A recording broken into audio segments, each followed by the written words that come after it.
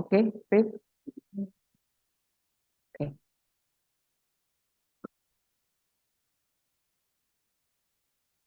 Baik, kita akan mulai acara kita. Bismillahirrahmanirrahim. Yang terhormat Kepala Pusat Riset Elektronika BRIN, Bapak Dr. Yusuf Nurwijayanto.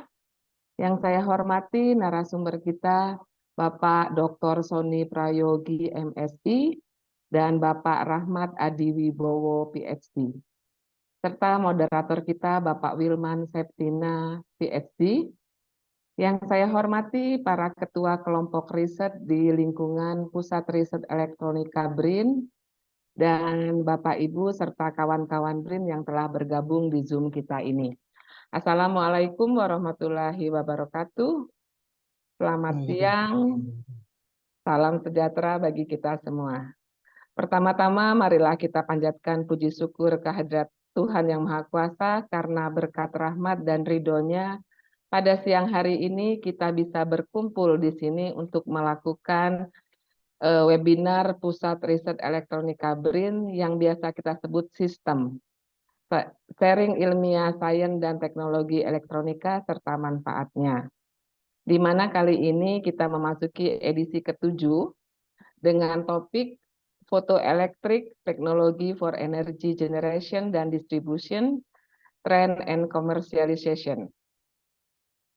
Pangkal Pinang di Pulau Bangka. Pantainya indah, kebanggaan kami semua. Peserta senang, peneliti gembira, kita berjumpa lagi di webinar elektronika. Saya ucapkan selamat datang kepada semua yang telah hadir. Semoga selalu dalam keadaan sehat walafiat. Saya perkenalkan diri dulu. Nama saya Dewi Saraswati, Pranata Humas Muda BRIN yang akan memandu acara ini sampai dengan selesai. Saya infokan panduan acara webinar. Siapa nih ibunya? Dimohon mematikan suara ketika narasumber berbicara dan memanfaatkan fitur raise hand atau chat untuk bertanya. Peserta dipersilakan menggantikan nama _ instansi. Peserta dipersilakan menggantikan virtual background dengan virtual background yang kami sediakan. Peserta juga dapat mengajukan pertanyaan melalui kolom chat di Zoom maupun YouTube. Seperti biasa, sebelum acara kita mulai, marilah kita mendengarkan lagu kebangsaan Indonesia. Peserta dimohon mengambil sikap sempurna dan mendengarkan secara hikmat. Indonesia Raya dimulai.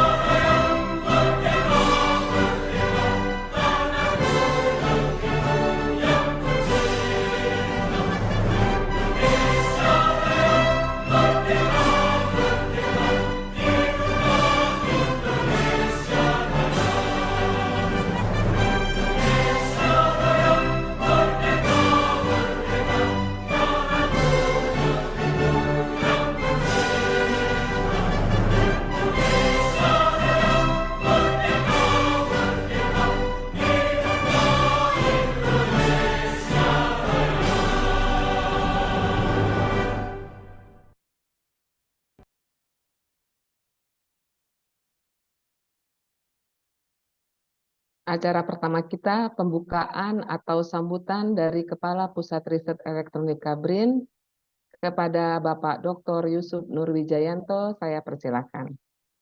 Monggo Pak Yusuf. Baik, terima kasih. Terima kasih Bu Dewi. Pertama-tama mungkin yang saya hormati ini ada Pak Adi ya dari Austrian, dari saintis Austrian. Kemudian ada Mas Sony dari Pusat Riset Elektronika. Kemudian yang saya banggakan teman-teman semua, baik itu dari Pusat Riset Elektronika dan di luar Pusat Riset Elektronika. Terima kasih atas kehadirannya untuk mengikuti webinar kali ini. Assalamualaikum warahmatullahi wabarakatuh. Syukur alhamdulillah ya hari ini kita diberikan kesempatan untuk bertemu lagi dengan sistem ini dalam volume yang ke-7. Dan saat ini kita mengangkat tema terkait photoelectric technology for energy conversion, dan insya Allah akan diskusi terkait tren dan komersialisasinya. Jadi nanti insya Allah Pak Adi akan mengangkat bagaimana mengkomersialisasi dari sel surya atau mungkin modul surya. Dan Mas Sony sendiri nanti akan mengangkat dari tema kegiatan riset yang telah dilakukan sebelumnya. Mohon untuk teman-teman bisa mengikuti dengan baik, kemudian dapat memanfaatkan acara ini untuk saling bertukar ilmu, kemudian ada diskusi, dan untuk menjalin kolaborasi bersama untuk nanti pengembangan device elektronika yang akan dimanfaatkan untuk Indonesia ke depannya. Mungkin itu aja dari kami. Terima kasih terhadap panitia, termasuk tim Humas, Bu Dewi dan teman-teman. Saya mohon bantuannya dan terima kasih. Saya izin, silakan dimulai saja. Nanti kita, insya Allah kita bisa diskusi lebih detail di forum diskusinya. Terima kasih. Wabillahi taufiq wal hidayah. Assalamualaikum warahmatullahi wabarakatuh. Terima kasih Bu Waalaikumsalam. Dewi. Saya kembalikan Bu Dewi. Terima kasih sambutannya Pak Yusuf. Selanjutnya, sebelum kita mulai pemaparan narasumber, kita melakukan sesi foto bersama untuk dokumentasi kegiatan kita. Minta tolong Mas Arief untuk memandu berapa slide. Silakan Mas Arief.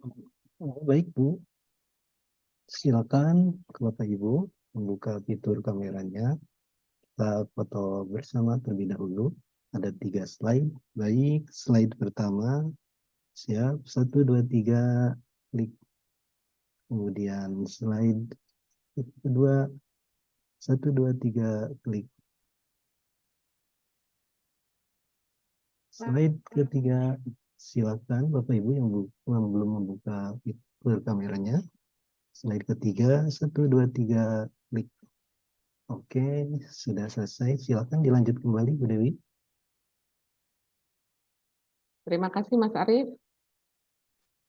Panduan sesi diskusi. Moderator menentukan atau mempersilahkan peserta atau pertanyaan untuk dijawab. Peserta dapat mengajukan pertanyaan dengan menggunakan fitur raise hand. Peserta juga dapat mengajukan pertanyaan di kolom chat Zoom maupun YouTube. Selanjutnya, pemaparan narasumber akan dipandu moderator kita, Bapak Wilman Septina, PhD. Sebelumnya saya akan bacakan CV moderator kita.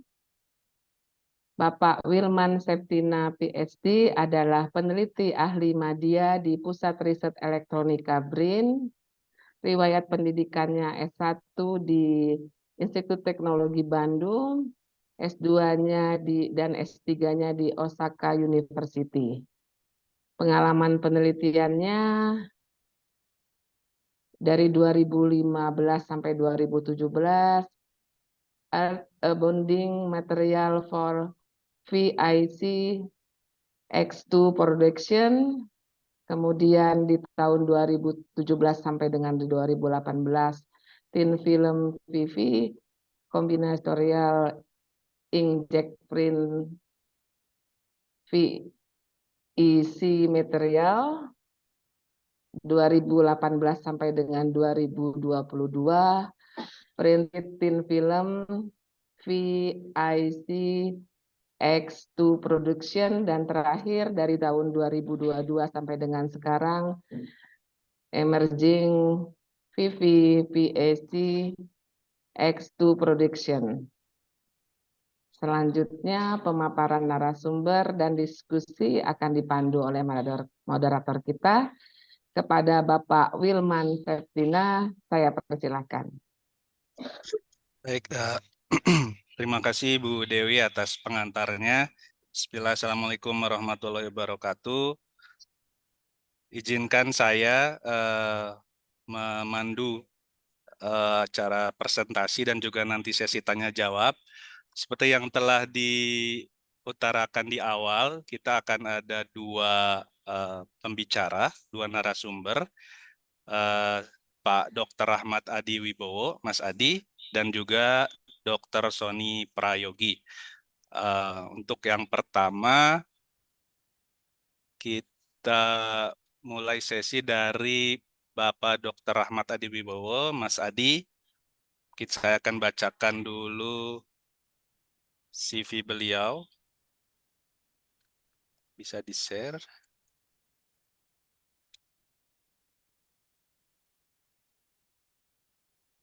Ya. Ya, Bapak Mas Adi, kita biasanya memanggil Mas Adi ya. Mungkin Mas Adi nggak apa-apa ya, panggil Mas Adi. Mas Adi ini saintis sekarang di Austrian Institute of Technology. Topik yang akan beliau bawakan yaitu Commercialization Strategy of Renewable Energy Technologies. Next. Nah, ini riwayat pendidikan beliau ya, singkat, CV singkat beliau. Jadi S1 beliau di Teknik Metalurgi Universitas Indonesia, kemudian S2-nya di School of Material Science and Engineering di Yungnam University di Korea Selatan, kemudian S3-nya di School of Material Science and Engineering di Yungnam University di South Korea.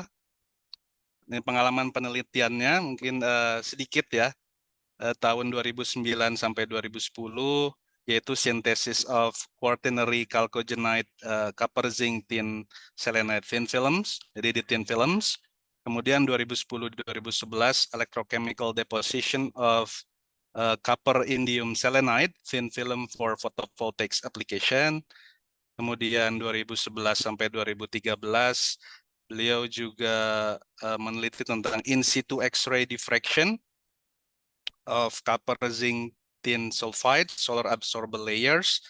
Kemudian dari 2013 sampai sekarang di thin film synthesis and structural analysis. Jadi ekspertas beliau itu di fotovoltaik khususnya di lapisan tipis ya.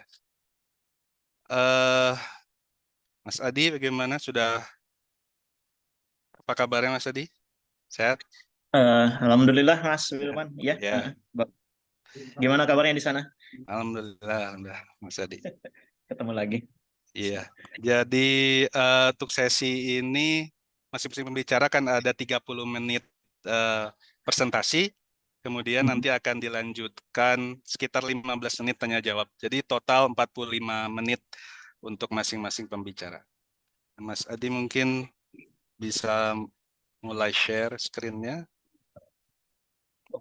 Oke, sebentar ya Mas ya. Oke, mudah-mudahan slide-nya yang ini. Ya, bisa kelihatan ya? Dan suara saya kedengar jelas ya? Ya, kedengaran dan jelas Mas. Ya. Yes, oke. Sebentar. Jadi silakan Mas Adi. Waktu dan tempat saya persilakan. Ya, makasih banyak Mas Wilman atas pengantarnya gitu ya. Assalamualaikum warahmatullahi wabarakatuh. Sebagaimana tadi sudah diantarkan oleh Mas Wilman dan oleh Ibu moderator MC ya istilahnya. Alhamdulillah bisa ketemu lagi dengan kawan-kawan di BRIN di tanah air. Kebetulan Juli lalu ya saya sempat melihat gedung baru di laboratorium di tim fotovoltaik di sana, tim elektronika di sana, dan luar biasa sekali fasilitasnya. Kemudian alhamdulillah bisa membuat kerja bareng ya untuk selama ini ya mungkin masih sharing informasi seperti yang kita lakukan sekarang di acara sistem ini, dan merupakan sebuah awal bagus ya insya Allah sebagai sebuah follow up kegiatan-kegiatan berikutnya yang mungkin lebih impactful lagi ya, lebih punya dampak. Mudah-mudahan suara background dari laptop saya nggak terlalu besar ya karena saya lagi di lab kebetulan. Jadi mungkin kalau misalnya ada yang ada apa istilahnya noise background-nya, mohon maaf karena tempat umum sebenarnya.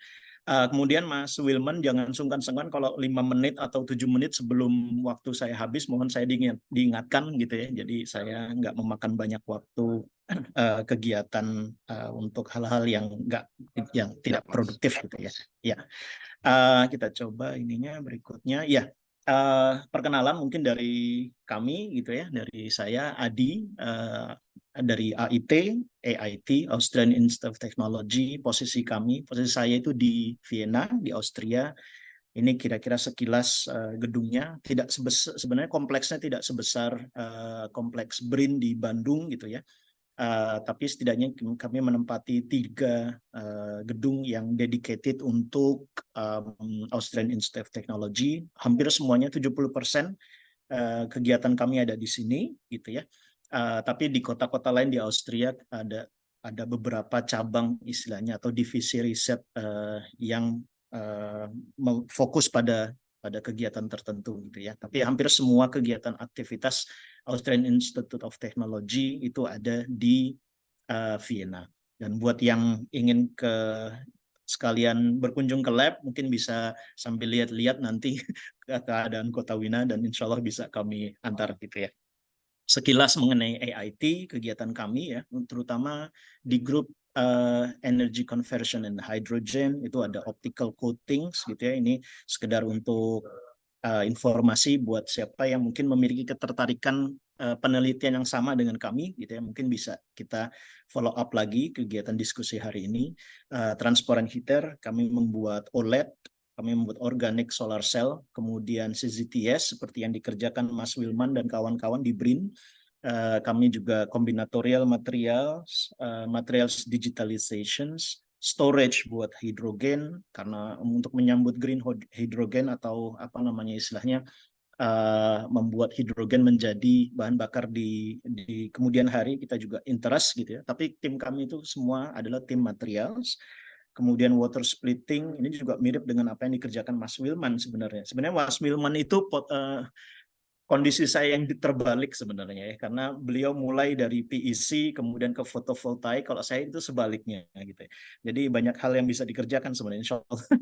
Seperti itu ya. Kemudian yang terakhir adalah yang paling baru adalah aktivitas mereduksi karbon dioksida menjadi karbon monoksida atau gas-gas yang bermanfaat untuk industrial chemicals gitu ya, industri kimia semacam amonia dan sebagainya. Dan ini terakhir ini adalah aktivitas yang paling baru, tapi semua berkaitan dengan material.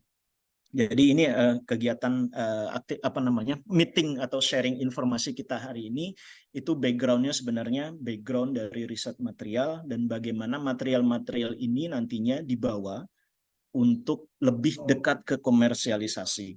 Jadi seperti itu. Jadi kira-kira sesi saya ini mengenai komersialisasi material gitu ya, yang bisa diimplementasikan untuk aktivitas atau aplikasi renewable technology, termasuk solar cell terutama, kemudian materialnya dan sebagainya.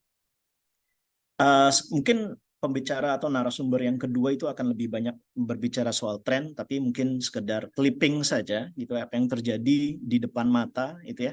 Sekarang ini investasi di bidang solar cell itu sudah semakin maju ya. Jadi tidak ada lagi wacana mengenai komersialisasi renewable technology, karena semuanya sudah ada di depan mata. Tapi tentu saja berkaitan dengan kesiapan teknologi yang bersangkutan gitu ya. Tingkat kesiapan teknologi yang bersangkutan juga sangat menentukan gitu ya. Jadi solar cell itu sudah TRL atau tingkat kesiapan teknologinya sudah tinggi ya. Jadi tinggal dipasarkan. Yang kita bicarakan adalah bagaimana memasarkan atau strategi ketika kita berbicara mengenai teknologi atau material gitu ya, yang tingkat kesiapan teknologi atau technological readiness levelnya itu masih rendah gitu ya.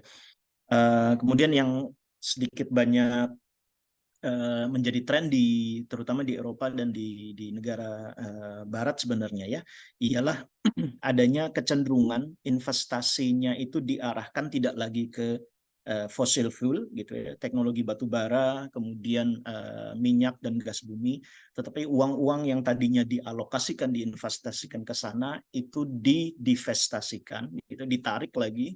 Jadi uangnya ditarik dari perusahaan-perusahaan oil gas dan sebagainya, itu ditaruh di perusahaan atau area industri yang bergerak di bidang renewable.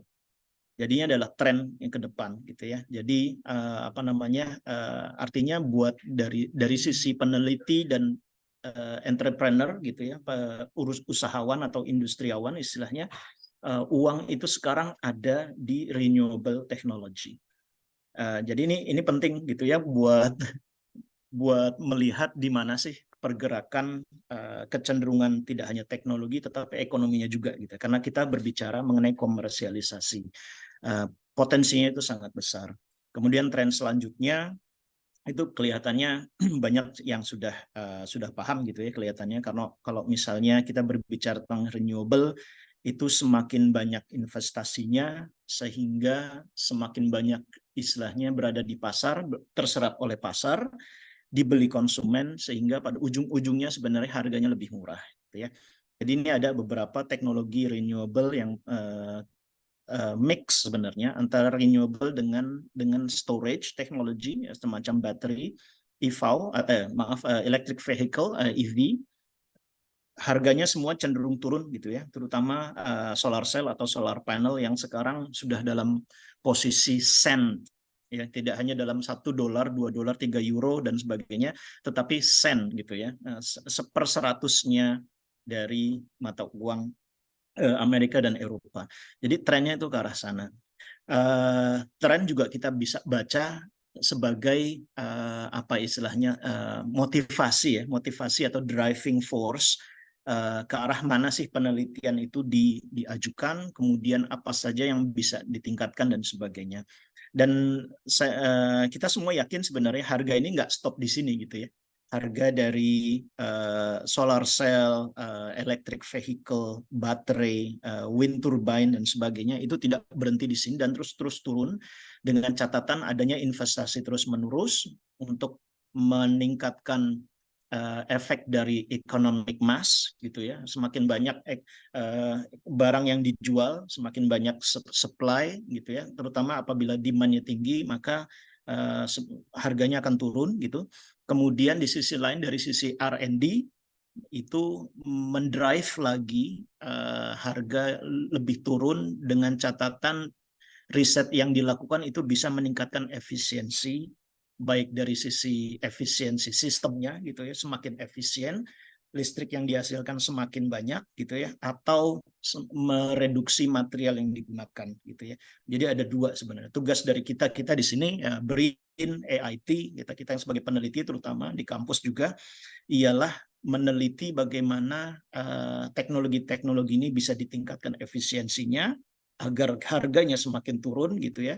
Di sisi lain dikomersialisasikan agar ada efek dari mass production gitu, produksi massa, sehingga harganya semakin turun lagi. Jadi harus ada dua sebenarnya.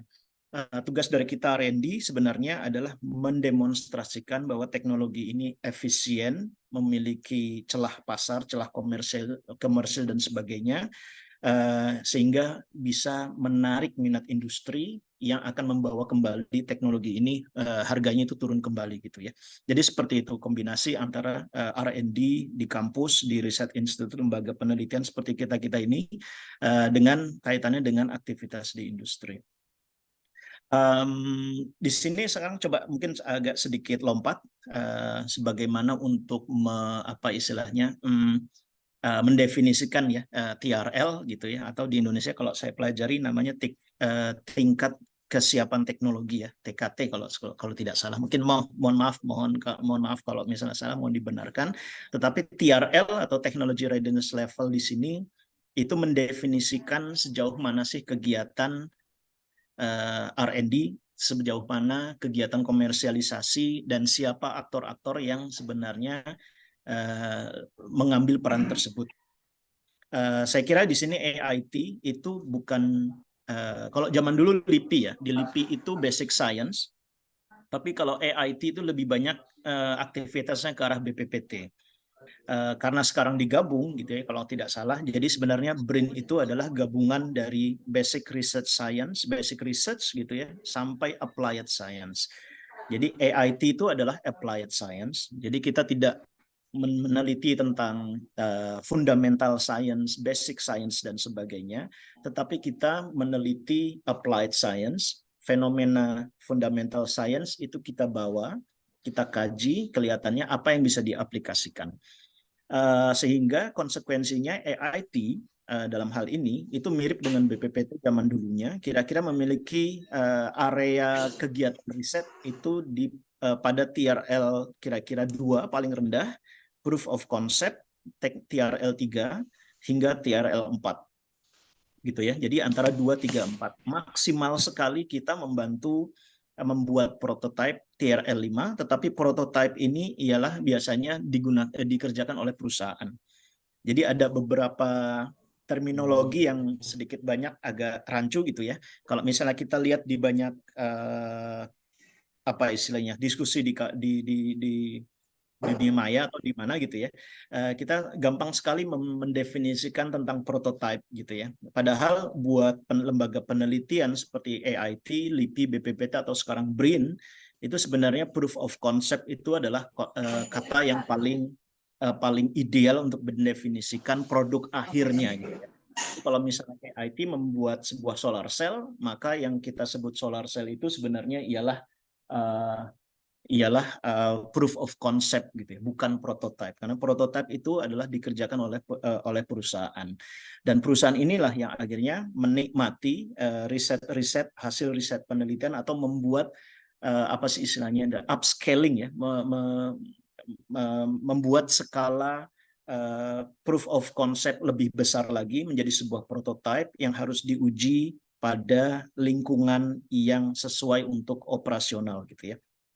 Seperti itu. Nah, ini sekedar untuk mendefinisikan di mana posisi AIT. Jadi AIT itu tidak mengkomersialisasikan hasil penelitian, tetapi perusahaan yang mengkomersialisasikan. Nah, bagaimana lompatan strategi komersialisasi dari AIT atau dari lembaga penelitian atau hasil-hasil riset and development yang dihasilkan oleh kampus, lembaga penelitian di Eropa menjadi hal yang sifatnya produk komersil, itu coba kita diskusikan di sini kesempatan kali ini, sekedar untuk memberikan contoh saja sebenarnya, dan saya yakin ini juga dikerjakan di Indonesia, tetapi mungkin apa istilahnya sedikit lebih ke arah penjabaran saja bagaimana komersialisasi atau strategi komersialisasi itu dilakukan di ranah European Union ya, kalau kita bilang di ranah Uni Eropa. Sebagaimana saya sebut tadi, AIT itu tidak berkaitan dengan komersialisasi, tetapi kita harus bekerja sama dengan perusahaan, industri yang siap memanfaatkan hasil penelitian yang dikolaborasikan dengan AIT, ya, dengan kaitan ini lembaga penelitian. Kenapa harus berkolaborasi? Sebenarnya dari sisi lembaga penelitian kita tahu ya kenapa berkolaborasi, tetapi dari sisi perusahaan, kolaborasi riset dan development gitu ya, R&D itu menguntungkan sebenarnya buat mereka, dengan catatan mereka ialah pihak yang paling aktif mencari business development baru gitu ya, mencari produk-produk baru, membuat produk mereka lebih memiliki added value dan sebagainya. Itu adalah salah satu ciri khas dari industri ya, untuk mengembangkan pasar, untuk meningkatkan pertumbuhan penjualan, misalnya mereka memiliki aktivitas business development. Tidak hanya perusahaan besar, tapi juga perusahaan startup dan sebagainya. Kemudian karakteristik industri itu biasanya mereka ingin melakukan business development, mengembangkan produk, tetapi tidak punya resource atau sumber daya, baik sumber daya manusia, SDM, maupun sumber daya finansial untuk melakukan penelitian. Untuk meningkatkan sebuah produk itu butuh resource ya, financial resource sama human resource. biasanya mereka tidak memiliki ini, dan kalau toh memiliki, mereka sudah occupied gitu ya, kegiatan mereka sudah ditentukan sebagai kegiatan produksi yang frekuentif ya, yang berulang, sehingga mereka membutuhkan pihak lain untuk mengembangkan produk-produknya atau bisa mencari bisnis lain yang memanfaatkan produk mereka. Jadi di situ fungsi keuntungan sebenarnya kenapa perusahaan itu selalu menggandeng lembaga penelitian atau kampus untuk mengembangkan produk.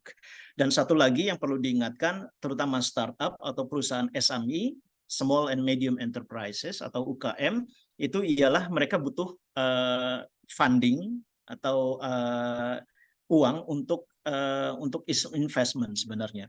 Mereka butuh uang untuk menjalankan kegiatan, sehingga penelitian atau aktivitas penelitian itu juga bisa sedikit banyak memperpanjang masa apa istilahnya hidup atau kegiatan sebuah startup ya. Terutama kita berbicara tentang startup.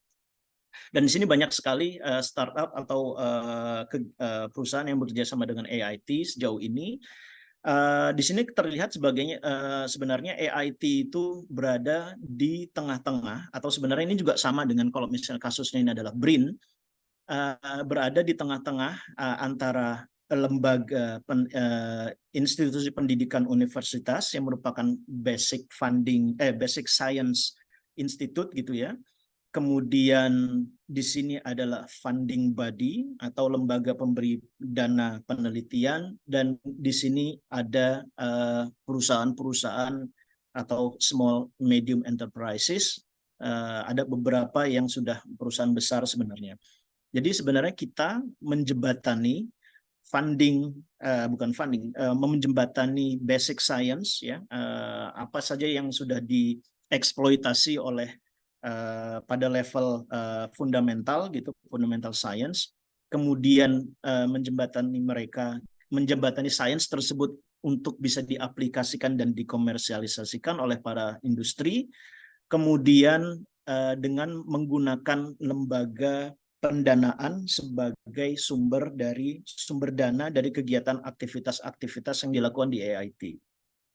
Ini adalah posisi dari AIT yang sebenarnya jamak dilakukan di negara-negara tetangga juga gitu ya. Tidak hanya AIT tetapi juga Fraunhofer, CNRS, kemudian Max Planck Institute dan sebagainya itu sama.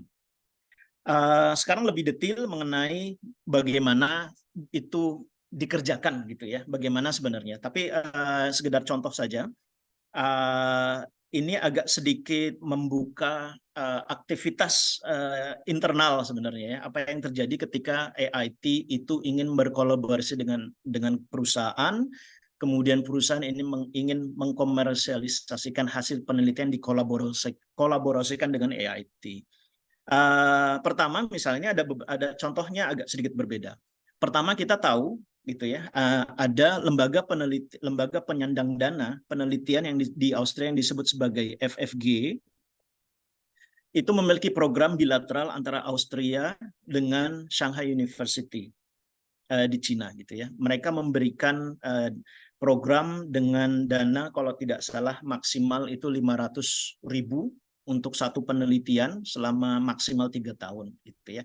Ini ada program bilateral ini. Sayangnya tidak semudah itu untuk bisa dikejar gitu ya. Artinya kita harus membuat proposal yang diajukan ke FFG, karena syaratnya adalah Austria itu diwajibkan untuk menggandeng industrial enterprise seperti yang ada di requirement eligibility, bagaimana proposal itu atau kerjasama itu bisa dikerjakan. Di situ diwajibkan di sana bahwa ketika saya ingin berkolaborasi dengan Shanghai University atau program-program serupa, karena Austria posisinya adalah applied science, dekat dengan industri, maka diharuskan untuk menggandeng lembaga ekonomi atau lembaga profit gitu ya, yang kita sebut kali ini posisi ini adalah industri. Terserah maukah apakah itu UKM ataukah industri besar, tetapi itu harus ada di apa istilahnya, di proposal yang akan diajukan untuk diteliti itu ya. Ini adalah salah satu penelitiannya, tetapi enggak saya diskusikan detail di sini, tetapi intinya adalah untuk photoelectrochemical water splitting.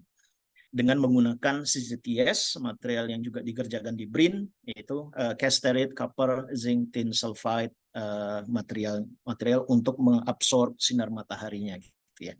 Ini bekerja sama dengan Shanghai University. Tapi kemudian karena kita membutuhkan industri partner, maka saya harus mencari industri partner apa yang mau berkolaborasi, dan dengan catatan juga ya, mereka memiliki minat untuk mengkomersialisasikan produknya dalam kaitannya untuk mendevelop bisnis yang sudah ada untuk maju ke ranah green atau renewable technology. Di sini ada kolaborator kami, yaitu baik dari KNI maupun PMT, itu perusahaan dari Austria yang memproduksi hematite powder natural, ya, natural. Dia menambang langsung hematite, kemudian dia membuat nano powder dari powder tersebut. Kemudian ini akan kita lakukan, kita kombinasikan dengan CCTS tadi untuk membentuk PEC atau photoelectrochemical water splitting. Jadi kita tidak menjelaskan mengenai photoelectrochemical water splitting, tetapi yang pesan yang saya ingin bawa adalah ketika perusahaan apapun dalam kaitan ini adalah PMT itu ingin bekerja sama dengan kami, maka dia akan mendapat funding, gitu ya, mendapat dana dari FFG tadi, lembaga penyandang dana, maksimal itu adalah 70%. 30%-nya dari uang sendiri, ya. Ini dilakukan untuk melakukan riset and development. Sedangkan AIT dalam konteks ini mendapat dana maksimal 85%, di mana 15%-nya harus dari kantong AIT sendiri. Jadi aktivitas internal. Jadi kalau misalnya kolaborasi ini berjalan dengan Shanghai University, maka kami akan mendapat dana dalam persentase seperti ini.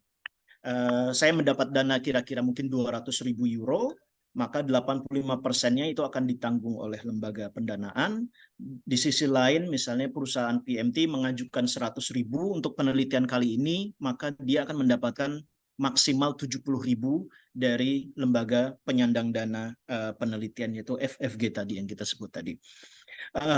Di sini adalah sebenarnya bagaimana matriks atau chart dari penelitian yang dilakukan di AIT.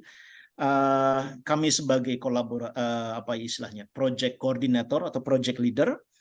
Di sini ada perusahaan yang khusus mensintesa powder atau serbuknya untuk hematite atau Fe2O3. Kawan di Shanghai itu mensintesa material yang kita sebut sebagai metal organic framework (MEOF). Kemudian di sisi lain ada yang akan kita diskusikan di slide berikutnya, itu adalah ada yang kita sebut sebagai exploitation and disseminations.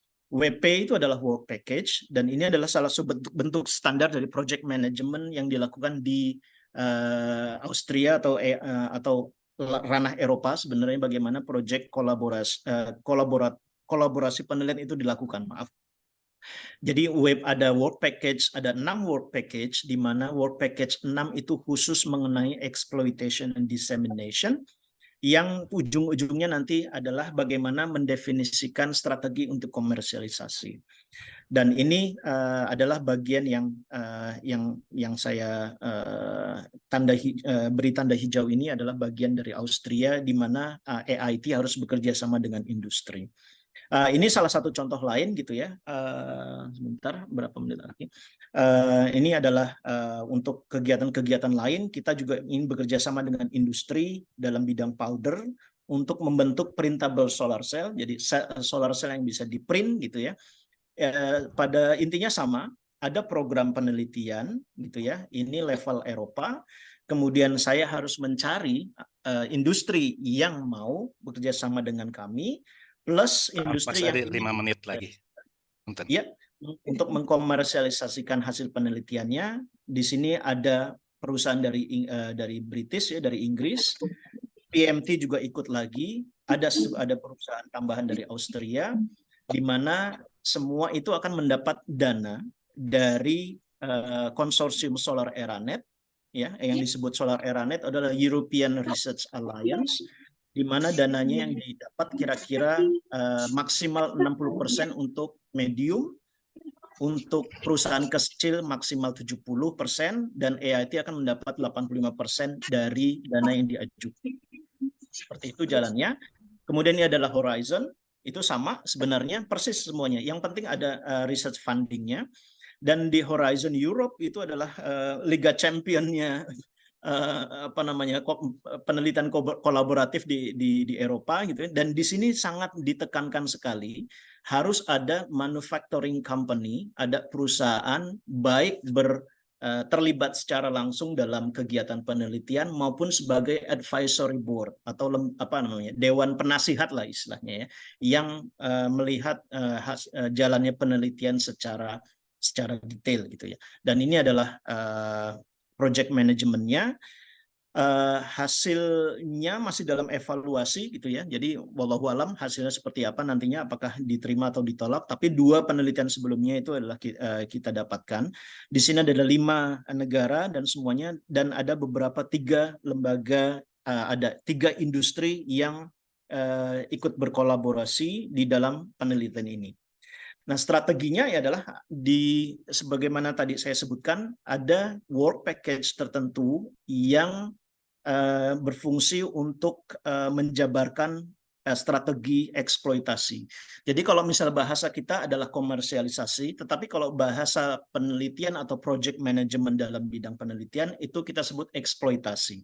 Gitu ya. Jadi sebenarnya exploitation strategy gitu ya, alih-alih commercialization strategy. Tapi untuk judul saya pikir komersialisasi itu lebih ini ya, eye catching ya. Jadi eksploitasi di sini itu ada terintegrasi dalam penelitian kita, itu ada bagian yang khusus mendeskripsikan bagaimana hasil itu akan digunakan. Apakah dipatenkan, apakah itu dilisensikan, kemudian bagaimana riset atau market riset atau penelitian pasarnya itu dilakukan, apakah ada financial plan dan sebagainya. Dan exploitation ini adalah apa istilahnya dikerjakan oleh partner kita dari industri yang terlibat dalam penelitian. Sebenarnya ini agak sedikit speed up aja. Industri di sini dalam penelitian di kami itu biasanya mengambil 2 posisi, yaitu pertama adalah early adopter gitu ya. Jadi dia di sana ada untuk mengadopsi pertama kali hasil penelitian dikerjakan, atau sebagai end user. Jadi selain early adopter, di sini ada ada end user. End user itu adalah ketika hasil penelitian misalnya di bidang sel surya ini, ini material ini adalah bagus, maka itu langsung digunakan oleh lembaga atau industri yang terlibat langsung dalam proyek-proyek kami. Jadi di sana ada apa istilahnya integratif sekali gitu ya, bahwa dari awal penelitian perusahaan itu terintegrasi dalam aktivitas penelitian kami, kemudian dianya mendapat hasilnya dan dia yang akan memanfaatkan atau sebagai end user, atau dia yang mengadaptasi pertama kali hasil penelitian yang dikerjakan dari proyek-proyek penelitian kami gitu ya. Yang 2 poin yang terakhir yang untuk menutup slide ini ialah ada keterlibatan aktif industri dalam setiap R&D. Kemudian harus distimulasikan, harus dirangsang dengan adanya funding dari lembaga dari lembaga pendanaan, atau dalam hal ini dari pemerintah sebenarnya, untuk melibatkan industri ke dalam kegiatan penelitian. Dan kemudian yang terakhir adalah sebenarnya tiap negara itu memiliki program yang sama.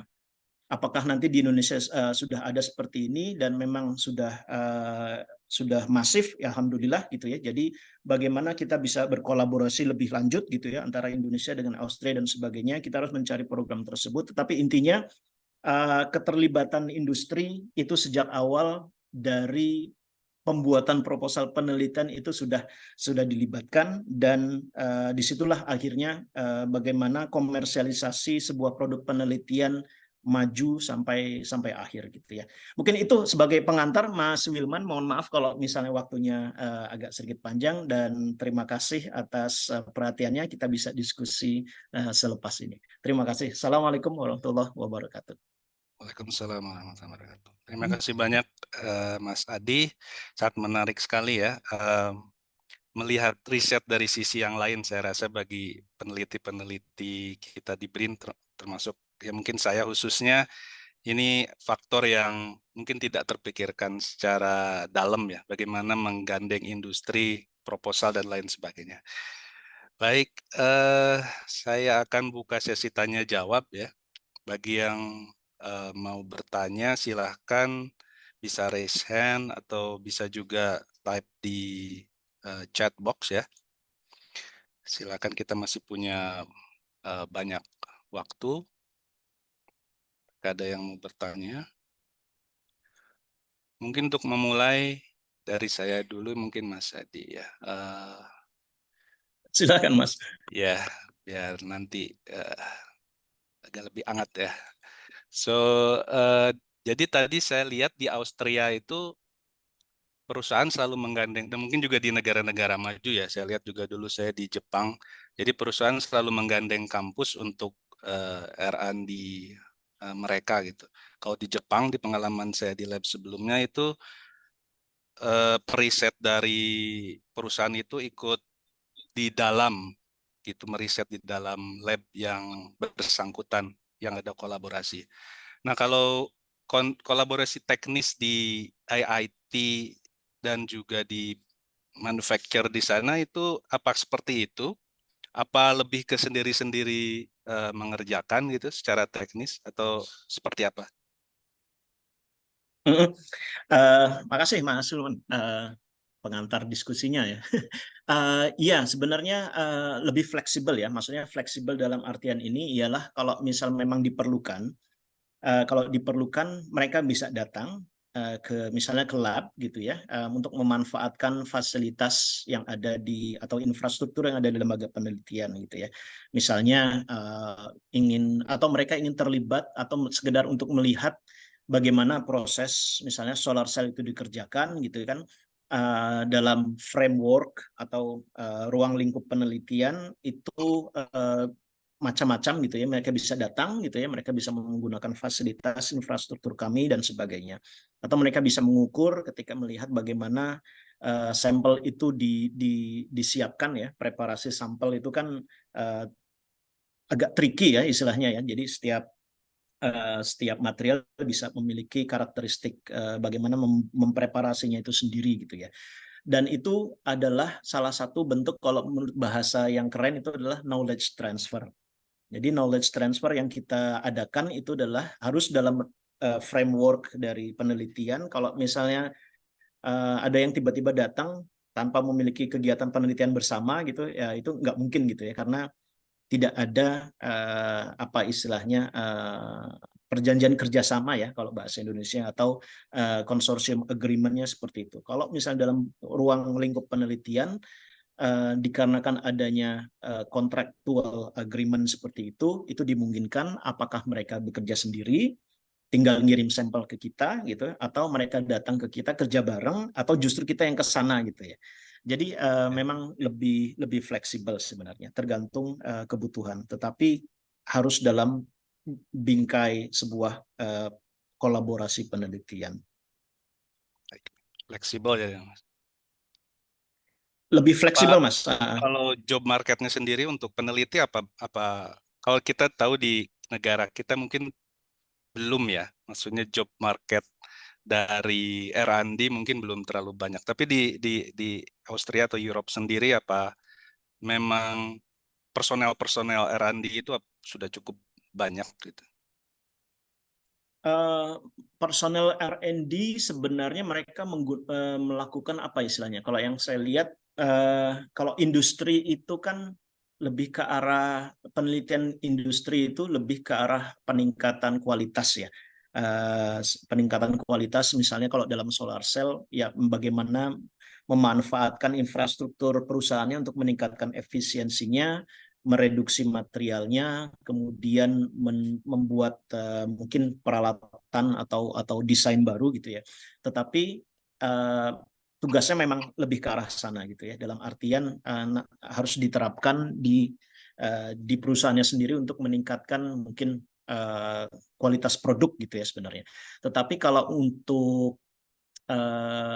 untuk menelurkan produk baru gitu ya, maka dia harus ke lembaga penelitian atau kampus, di mana lebih memang posisi job market untuk penelitinya itu memang lebih banyak di ini ya, di kampus atau di lembaga penelitian. Jadi job market R&D untuk perusahaan di Eropa itu lebih nggak terlalu, sebenarnya nggak terlalu banyak ya, karena mereka lebih mengandalkan kolaborasi penelitian R&D dengan lembaga penelitian. Jadi biasanya kalau misalnya kalau lihat job application-nya gitu ya, itu agak saru ya. Ini sekedar cerita aja. Kalau posisi engineer atau R&D di perusahaan itu biasanya tidak di-advertise-kan, diiklankan sebagai R&D scientist atau R&D engineer, tetapi sebagai bagian langsung dari perusahaan yang kita sebut ya sekedar engineer aja gitu ya. Tapi engineer itu di sini titelnya itu doktor gitu ya, dan mereka melakukan aktivitas-aktivitas penelitian internal sebenarnya.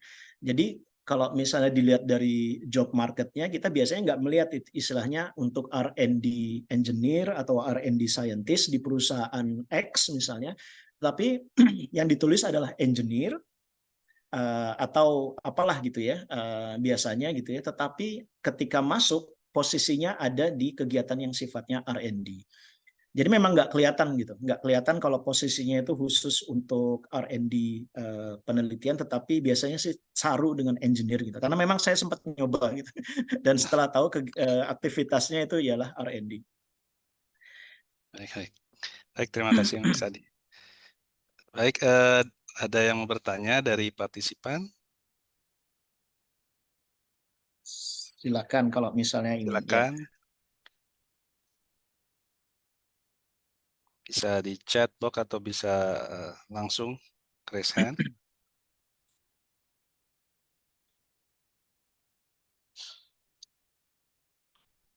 Konsep yang baru mungkin ya Mas, kolaborasi industri bagi saya juga pribadi. Mungkin sedikit satu lagi mungkin.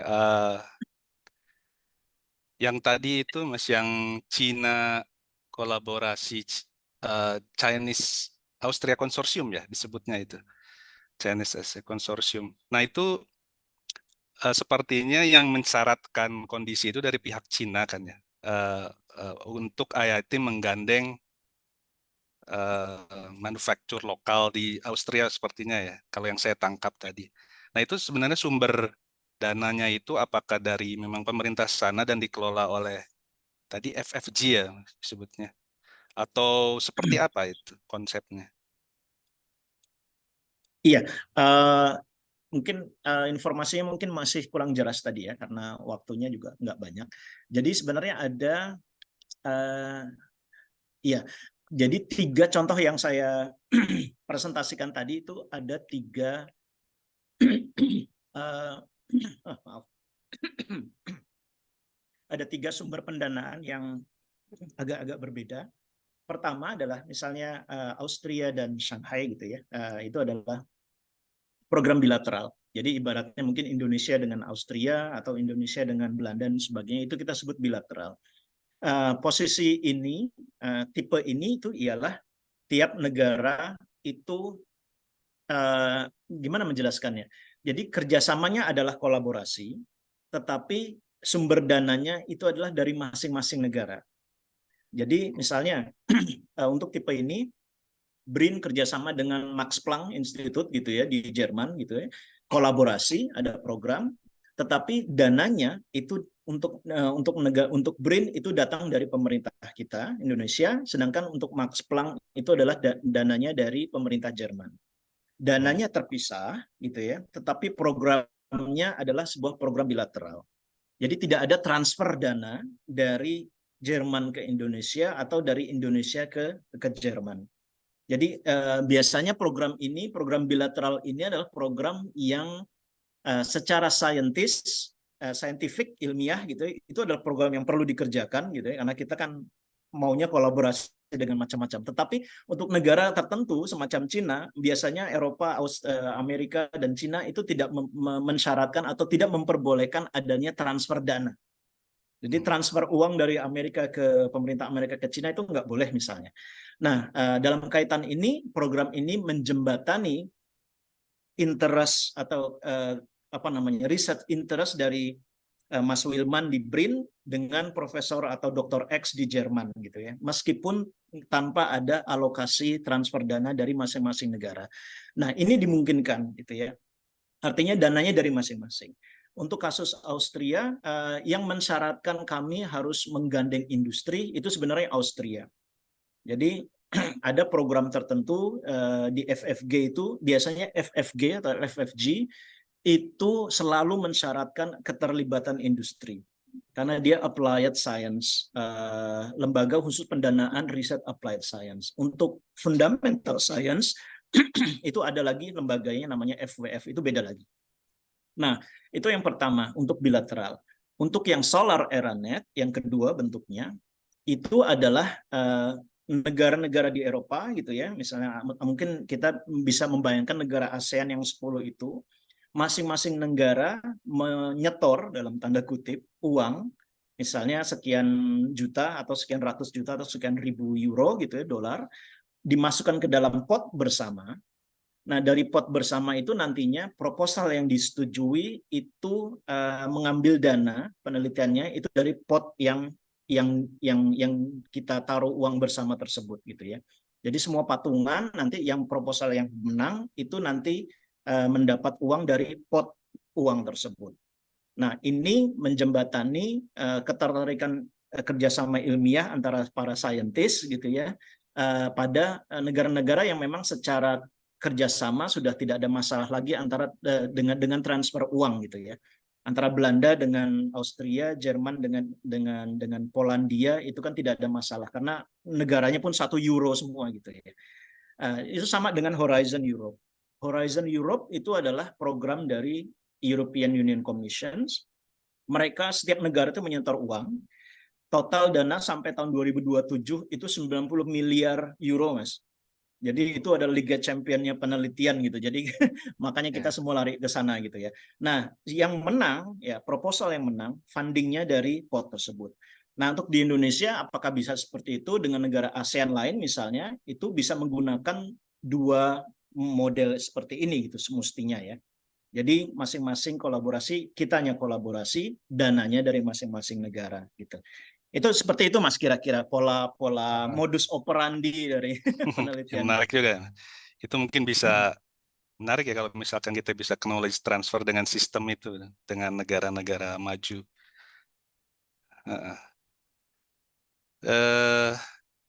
Masih ada sekitar 2 menit mungkin ada yang mau bertanya dari partisipan. Mungkin yang dari sebelum dari BPPT mungkin bisa lebih relate ya kalau ada rekan-rekan BPPT. Oh, ada pertanyaan dari Mas Julian. Apa sudah ada kerjasama dengan negara ASEAN? Iya, ini Mas, makasih sekali Mas Firdaus. Ininya pertanyaannya, Mas Juliar ya. Kalau tidak salah setahun lalu ya, mungkin sudah banyak yang tahu ya. Kalau tidak salah ada roadshow dari European Commission ke Indonesia atau apa gitu ya. Kalau tidak salah ada kerjasama antara EU dengan ASEAN dalam framework bingkai penelitian Horizon Europe. Jadi Horizon Europe itu sebenarnya ini informasi karena waktunya nggak banyak ya, harusnya ini mungkin bisa lebih ini lagi. Indonesia itu adalah negara associated partner untuk Horizon Europe. Posisi Indonesia di sini sebenarnya bisa mengambil dana penelitian dari Horizon Europe dalam bingkai kolaborasi penelitian. Artinya BRIN misalnya dalam arti ini, BRIN itu harus menjadi partner dari sebuah proposal yang diajukan oleh negara Eropa. Jadi misalnya tadi saya gambarkan tadi ada 5 negara gitu ya.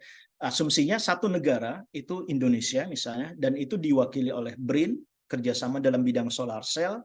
Dalam kaitan ini BRIN itu akan mendapat aliran dana dari Horizon Europe. Nah, ini yang harus kita cek. Ada kalau nggak salah EU Commission dan ASEAN kolaborasi riset dalam bingkai Horizon Europe.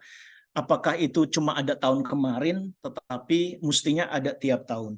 Dan ini mungkin bisa kita cari bareng-bareng gitu ya, karena saya tahu expertise dari kelompok risetnya Ibu Natalita ya di sana di BRIN. Jadi saya tahu apakah memang bisa kerjasama atau tidak dalam konteks expertise dan sebagainya, tapi kita harus sama-sama cari tahu funding framework-nya.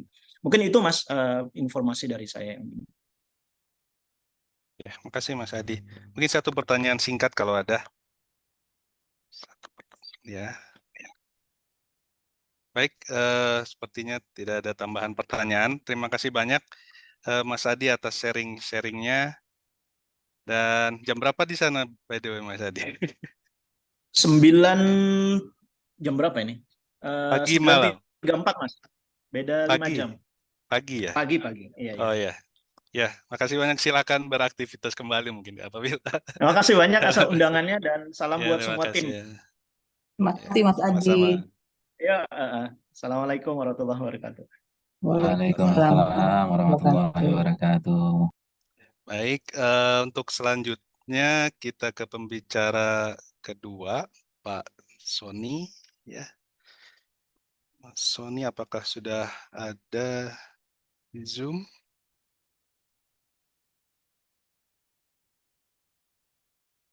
Mas Sony, ada ya? Ya. Sebelumnya saya akan bacakan dulu mungkin topik pembicaraannya yaitu mengenai electronic structure in amorphous silicon solar cell ya. Jadi Pak Sony Prayogi ini sivitas kita PRE yang baru bergabung tahun ini ya dari P3K dan ya next. Saya akan bacakan riwayat pendidikannya. Pertama S1-nya di Universitas Syah Kuala, kemudian S2-nya itu di Institut Teknologi 10 November ya, ITS Surabaya, terus S3 di ITS juga, dan pengalaman penelitiannya dari tahun 2017 yaitu sintesis karbon amorf berbasis bioproduct dengan metode pemanasan, kemudian 2018 fabrikasi sel surya berbasis amorphous silikon, dope hidrogen ya, lapisan intrinsik ganda dengan PECVD, kemudian 2020 studi struktur elektronik dari optik sel surya amorphous silicon multilayer lapisan intrinsik, yaitu CV singkat beliau Pak Mas Sony. Ya silakan Mas Sony, mungkin bisa di-sharing. Ya, baik. Saya izin share screen terlebih dahulu. Ya. Ya, mudah-mudahan terlihat. Ya, bisa di full screen Mas. Oke. Full screen. Oke, baik. Terima kasih banyak Mas Wilman atas kesempatan yang diberikan, begitu juga dari teman-teman PRE, begitu juga panitia dari sharing ilmiah sains dan teknologi elektronika serta manfaatnya atau sering kita sebutnya sistem di sesi ke-7 ini. Sebelumnya, Assalamualaikum warahmatullahi wabarakatuh. Selamat siang menjelang sore untuk yang di Indonesia mungkin. Dan selamat pagi yang di Austria Pak Adi mungkin yang di sana. Sebelumnya kami ucapkan terima kasih banyak juga atas kesempatan yang sudah diberikan kepada kami untuk bisa sharing pekerjaan mungkin saya katakan ya, sharing pekerjaan yang sudah pernah kita lakukan ataupun yang pernah kami lakukan, yang mana pekerjaan kami ini sebenarnya ya kalau dibilang tentang solar cell ya memang aplikasinya memang mayoritasnya adalah tentang solar cell. Hanya saja material yang kami geluti di sini yaitu adalah material yang kalau bisa dibilang mungkin kalau dari sejarahnya ini sudah panjang sekali, artinya sudah banyak dilakukan oleh peneliti-peneliti sebelumnya. Namun ada aspek lain ya, ada aspek lain yang kami kira menarik untuk diuji, begitu juga dianalisis, sehingga kami mengambil temanya ya untuk sharing session pada siang hari ini, yaitu adalah tentang electronic structure ya, ataupun struktur elektronik dari solar cell yang berbasis amorphous ya. Walaupun amorphousnya di sini juga didoping beberapa gas lainnya seperti hidrogen, fosfor dan sebagainya. Ya, jadi kira-kira selama 30 menit ke depan karena kesempatan untuk presentasinya yang diberikan demikian, dan mudah-mudahan waktu yang diberikan dapat saya manfaatkan dengan baik. Oke, baik, saya mulai mungkin di sejak bagian awal dulu. Ini tadi juga sudah dijelaskan. Kalau sudah dibilang sebenarnya saya baru selesai juga tahun kemarin tuh, baru selesai PhD ataupun doktoral saya di Institut Teknologi 10 November, yang mana sebenarnya pekerjaan S2 dan S3 saya ini hampir sama, yaitu tentang solar cell amorphous silicon. Bedanya di S1 ya, S1 ini melenceng sekali, bahkan S1 itu malah tentang bukan, artinya tidak ada material-materialnya, tetapi di S2, S3 mudah-mudahan artinya di sini bisa lebih fokus. Kalau kita bicara tentang teknologi ataupun perkembangan teknologi solar cell, memang ini tidak lepas dari beberapa perkembangan yang selama ini. Ya, bahwasanya dimulai dari generasi pertama, generasi kedua, sampai generasi ketiga, ya solar cell ini dari risetnya itu sangat berkembang sekali. Kalau di generasi pertama kita kenal dengan single kristal, monokristalin, serta polikristalin, yang saya kira secara komersialisasi saat ini ya lebih banyak ya, hampir sebagian besar ini ya masih didominasi oleh single kristal, baik itu monokristal maupun polikristalin untuk solar cell itu sendiri. Namun tidak kalah penting di generasi kedua maupun di generasi ketiga, yang walaupun kalau kita lihat saat ini ya, riset di beberapa paper-paper yang muncul tentang solar cell ini ya banyaknya tentang di generasi ketiga, baik itu yang mungkin di tim kelompok riset solar cell juga mengerjakan perovskite, begitu juga dye sensitive atau DSSC yang selama ini kita kenal, begitu hal-hal lain. Nah, di bagian saya malah balik ke generasi yang keduanya, yaitu bagian di thin film, tapi thin filmnya ini lebih kepada amorphous silicon. Yang mana kenapa kami mengerjakan amorphous silicon? Karena kalau kita lihat dari sejarahnya juga ya, karena setiap riset solar cell itu kan pasti peneliti ataupun periset itu selalu berlomba-lomba bagaimana bisa meningkatkan efisiensi, kan gitu ya. Begitu juga begitu saya lihat ataupun kami lihat perkembangan dari amorphous silicon sejak tahun 1776 ya, yang dimana dimulai dari CA sampai saat ini ya, ternyata perkembangan efisiensinya itu naiknya juga tidak terlalu signifikan. Nah, artinya selama hampir 30 tahun penelitian tentang amorphous silicon ini ya baru mentok ya, kalau bisa bilang stucknya itu baru sampai 14%. Beda dengan yang generasi ketiga. Generasi ketiga itu malah bisa sampai peak-peaknya itu sampai ke 40%, yang saya kira ini memang lagi dikejar oleh para peneliti. Namun ya dari keterlambatan peningkatan efisiensinya ternyata banyak ataupun ada hal yang bisa dikaji. Maksudnya dikaji di sinilah sehingga kami fokuskan bagaimana bisa tentang riset di amorphous silicon. Ya, ini kalau dilihat dari perkembangan efisiensinya, khususnya untuk amorphous silicon.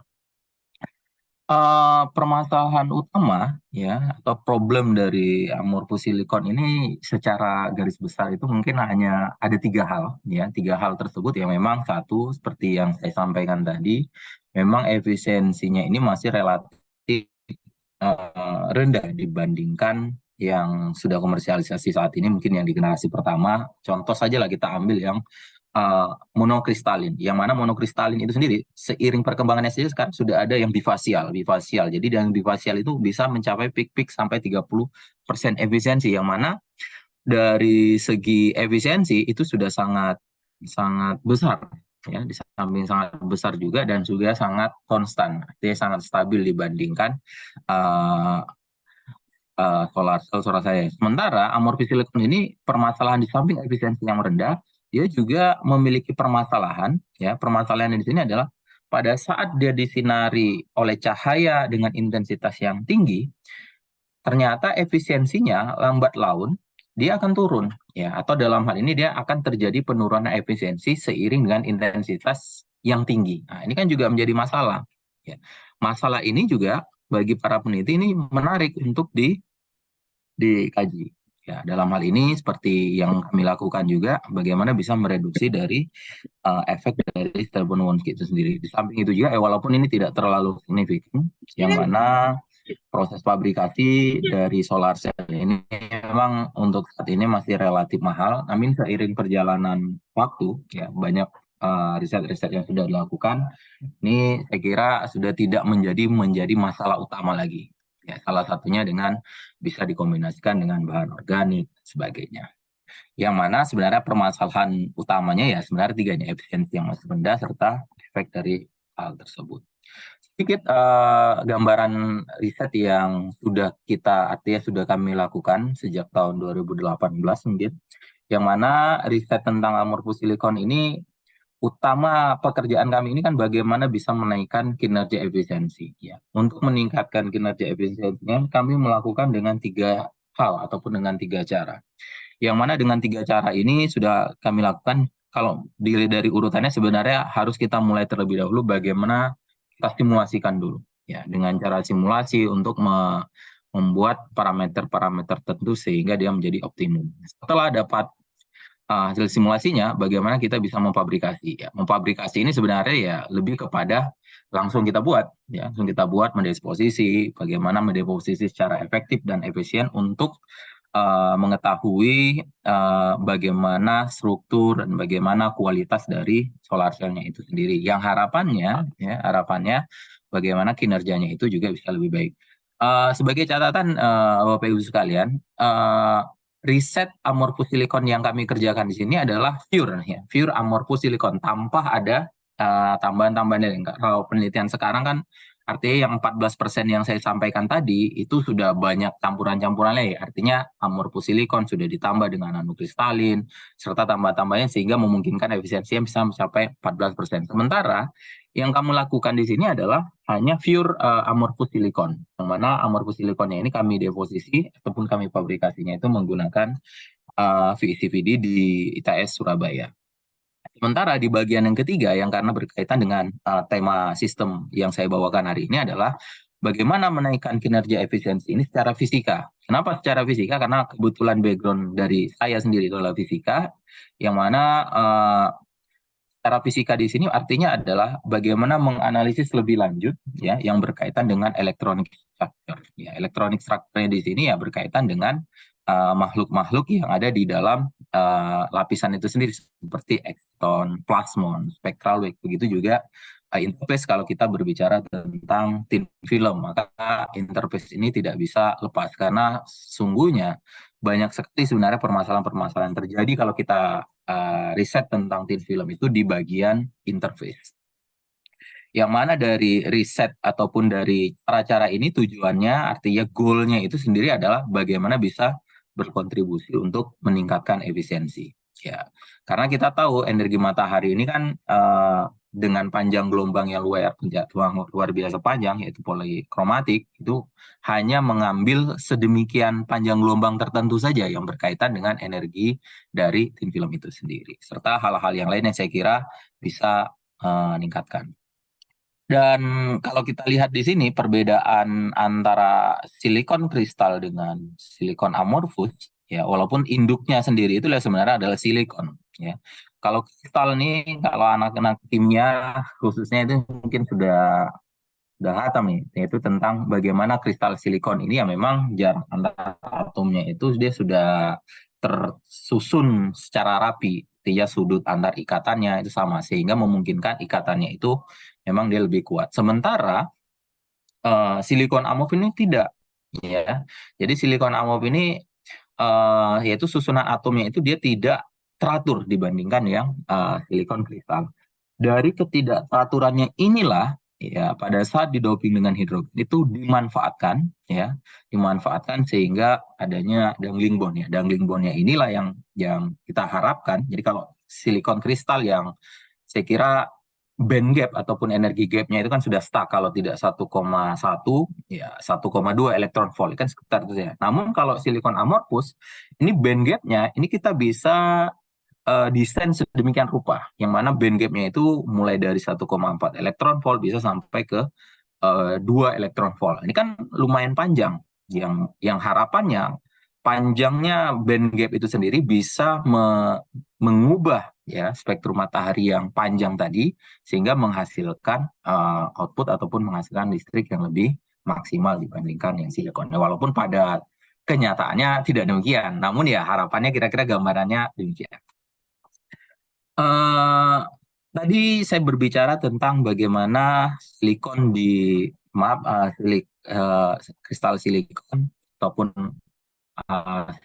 silikon amorphous tadi tersebut dicampur dengan hidrogen ataupun dilakukan pengulangan hidrogen, yang mana biasanya kita lakukannya itu dengan rasio, yaitu rasio hidrogen dengan silan. Di mana parameter rasio ini secara eksperimen ini membuktikan bahwa semakin besarnya rasio hidrogen ya, ini memungkinkan yang awalnya itu strukturnya amorf ya atau pure amorf, lambat laun ya pada saat ditambah hidrogen dan ditambah terus, ini memungkinkan strukturnya itu dia menjadi bisa ke nano kristalin silikon amorphous, bahkan juga bisa sampai ke mikro yang kalau kita bisa lihat di sini ya, artinya band gapnya kalau secara nano ya berarti lebih ke arah ke kristal, sementara mikro juga lebih malah ke kristal, artinya band gapnya ke arah-arahnya itu ke monokristalin. Ini juga bisa menarik, walaupun sumbernya sebenarnya adalah amorphous yang ditambahkan dengan hidrogen, artinya ikatan-ikatan yang awalnya acak tadi ya dengan tangan-tangan tersebut, maka dia akan bisa menjadi lebih rapi. Dan ini juga dibuktikan dari hasil yang sudah kami lakukan, memang terbukti memungkinkan dia terbentuk nanokristalin maupun mikrokristalin pada saat pencampuran hidrogen dengan silan yang sedemikian rupa. Dari hal ini ya, maka ini kan akan mengakibatkan kita bisa membuat beberapa lapisan dengan variasi besaran band gap ya. Artinya kalau kita membuat sebuah lapisan silikon amorphous solar cell, ini kan biasanya kalau kita fabrikasi terdiri atas lapisan P, I, dan N. Ya. Lapisan P, I, dan N ini di samping kita bisa variasikan baik itu secara strukturnya, namun kita juga bisa memvariasikan secara band gap-nya. Yang mana band gap-nya itu sendiri secara simulasi yang diharapkan sebenarnya pada saat band gap yang atas itu tidak bisa menyerap energi ataupun spektrum cahaya matahari, harapannya itu bisa diterima ke lapisan berikutnya. Yang mana lapisan berikutnya ini menjadi satu kesatuan sehingga dia bisa juga mengkonversikan begitu juga ke lapisan berikutnya. Dan secara teori ini dimungkinkan ya. Yang dimungkinkan, dan inilah yang coba kami lakukan, yang seperti yang saya sampaikan tadi, memfabrikasinya berdasarkan lapisan intrinsiknya. Ya, ini mungkin baru beberapa teorinya. Selanjutnya, apa yang sudah kami lakukan? Yang pertama yang pabrikasi. Pada saat kami pabrikasi, tahapan-tahapan yang saya kira kalau kita memulai pabrikasi solar cell khususnya amorphous silikon, kita mulai dari studi pusaka terlebih dahulu, berikutnya tahap preparasi, tahap proses deposisi, yang dimana deposisinya ini kami menggunakan RFCVD, yang mana RFCVD-nya ini multi chamber, yang mana lapisan ekstrinsik dan lapisan intrinsiknya itu kita memfabrikasinya di beda chamber, yang memungkinkan kemurnian ya ataupun ya kemurnian dari masing-masing lapisan itu terjaga, sehingga kami setelah itu tahap karakterisasi, yang mana karakterisasinya ini juga menarik, yang mungkin nanti akan sedikit banyaknya saya akan bahas tentang karakterisasi serta hasil analisis dari solar cell yang sudah coba kami buat. Bagian yang pertama, tadi bagian yang pertamanya itu adalah tahap preparasi ya. Tahap preparasi di sini artinya adalah kita membuat resep. Ya, saya kira setiap kita ingin memfabrikasi sebuah material ya pasti kita harus mempunyai resep ya. Yang mana resep-resep tersebut ya berdasarkan hasil studi literatur. Orang sudah melakukan apa dan apa yang bisa kita lakukan. Kira-kira begitu. Sehingga resep yang coba kami tawarkan, artinya yang kami lakukan di sini adalah Di sini kami membuat 3 buah lapisan, ya, 3 buah lapisan intriksi, yang mana lapisan intriksinya ini kami namakan dengan simpel R0, R16, dan R36, yang mana R ini sebenarnya adalah rasio, ya, rasio antara hidrogen dengan silan tadi. Maksudnya kalau misalnya R-nya 0, berarti rasio antara hidrogen dengan silannya itu ya 100%. Ya, tidak ada hidrogen, hanya silannya saja. Sementara R16 dan R36 itu dengan rasio hidrogen dan silannya lebih kurang 5,9 dan 2,7. Sementara parameter-parameter yang lainnya kita tidak rubah. Artinya kami ya tidak merubahnya, baik itu temperature chamber, daya RF-nya, temperatur substrat, maupun waktu ataupun lama pada saat proses deposisi itu sama semuanya. Maka ini akan memungkinkan ya bagaimana perbedaan rasio saja itu dia bisa merubah struktur, ya, struktur dari material yang coba dibuat. Dan ini juga yang ini sudah kami lakukan, ya, yang mana proses preparasinya saya kira ini hampir sama, ya. Substratnya ini kami deposisi di atas kaca ITO, yaitu kaca induktif, dengan ya ini langkah-langkah yang biasa saya kira. Berikutnya ini dia PCB yang kami gunakan ya Pak untuk memfabrikasi. Yang ini adalah hasil, ya, salah satu hasil lapisan yang sudah terbentuk dari proses deposisi CPD. Setelah proses fabrikasi menggunakan VCPD ini selesai, apa selanjutnya? Bisa langsung diuji, ya. Kalau diuji ini kan langsung bagaimana kinerjanya, dan bisa juga kita ambil sebagian, ya, ambil sebagiannya ini untuk kita karakterisasi, karena karakterisasi ini penting, ya, bagaimana melihat struktur, ikatan, dan sebagainya. Pengujian yang kami lakukan, ya, ini kami tawarkan di sini adalah pengujian karakterisasi yang menggunakan spektroskopi ellipsometri. Kenapa spektroskopi ellipsometri? Kan begitu pertanyaannya. Karena kalau kita bermainnya di ranah thin film, ya, secara umum, saya kira mayoritas, maka kita juga harus mengkarakterisasinya secara optik. Ya, secara optiknya di sini adalah spektroskopi ellipsometri, yang mana ini alatnya, ini kami mengujinya memang tidak di Indonesia, kami mengujinya ini di Singapura, ya, NUS, di labnya Profesor Andrivo, yang mana kami menggunakan Seravi karena memang Profesor Andrivo, ya, karena sama-sama mengerjakan riset yang sama, ya, sehingga bisa kami gunakan untuk mengkarakterisasi sampel-sampel atau material-material yang sudah kita buat di Indonesia. Jadi kira-kira begini bentuk alatnya, dan ini adalah tampilan dari hasil pengukurannya. Sebelum masuk ke dalam apa-apa saja yang karakteristik ataupun dikarakterisasi menggunakan spektroskopi ellipsometri, ya, ini bukannya untuk apa, tapi untuk sharing saja. Kita tahu prinsip dari spektroskopi ellipsometri, kalau kita di PRE di sini kan ada juga spektroskopik, tapi spektroskopiknya mungkin untuk range panjang gelombang tertentu. Untuk spektroskopi ellipsometri sendiri ini skema dasarnya sebenarnya sederhana. Yang awalnya, ya, jadi kalau kita lihat di sini, sumbernya itu awalnya adalah cahaya, yang mana cahaya ini memiliki polarisasi acak. Ya, pada saat dia masuk ke polarisator, maka polarisasi yang awalnya acak tadi ini dia akan berubah menjadi polarisasi linear. Ya. Pada saat polarisasi linear, dia akan menumbuk sampel, ya, sampelnya ini di tengah. Jadi kalau di alatnya ini, jadi sampelnya ini berada di sini. Ya. Pada saat sudah menumbuk sampel, maka polarisasinya itu akan berubah, ya, berubah menjadi polarisasi eliptik. Ya, karena polarisasi eliptik inilah ditangkap oleh analisator, maka hasil pengukuran pada saat didetek oleh detektor, maka hasil pengukuran dari spektroskopi ellipsometri ini berupa bilangan ataupun berupa dan delta, yang mana sebenarnya ini dua bilangan. Kalau kita bicara elektromagnetik kan gitu, ya, ada bilangan real dan ada bilangan imajiner. Dan ini adalah suatu hasil pengukuran yang ada hasil yang real dan ada hasil yang imajiner, atau dalam hal ini hasilnya dalam bentuk psi dan delta. Jadi ini Bapak Ibu sekalian, jadi terdiri atas psi dan delta. Nah, psi dan delta inilah hasil pengukurannya. Dari hasil pengukurannya ini ternyata itu banyak hal yang bisa kita explore, ataupun banyak yang bisa kita lakukan dari hasil pengukuran ini. Sebagai contoh, Bapak Ibu sekalian, ya, walaupun ini adalah prinsip dasarnya juga saya kira. Jadi dari hasil pengukuran spektroskopi ellipsometri dan delta ini, langkah pertama yang dapat kita lakukan untuk mengetahui apa yang terjadi di dalam sampel kita itu adalah yaitu membuat model optik, atau bahasa sederhananya kita ya sebenarnya memfitting dari hasil pengukuran yang sudah kita lakukan. Ya.